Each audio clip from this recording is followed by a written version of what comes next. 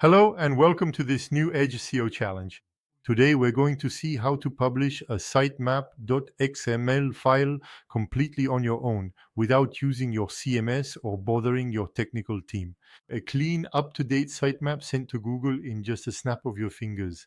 Yes, it's possible with our sitemap application. The sitemap application lets you create a custom sitemap, instantly publish the URL of your choice, and submit it to Google. It's the fast track to better indexing of your key pages. Now head over to the Edge SEO console and let's go into the sitemap application. To add a sitemap, it's simple. You just click on the Add a Sitemap button. You should know that you can add one or several sitemaps. There's no limitation. You can also have a parent sitemap that only references child sitemaps. That's possible with the sitemap application. So the first thing to do is to give your sitemap a name. Here, we'll call it sitemap example.xml and then associate it with the XML content of your sitemap.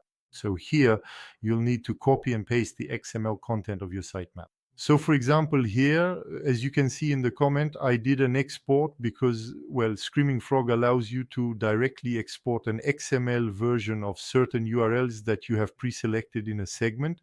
So you can paste it directly here. You can also do this with several other crawling tools on the market that offer this option. Next, you'll be able to save your sitemap, and once you've saved it, you'll have a URL here. You will then have the option to click on the sitemap, so I encourage you to click on it, and you'll get a new URL that references this sitemap, which you can then submit in Search Console.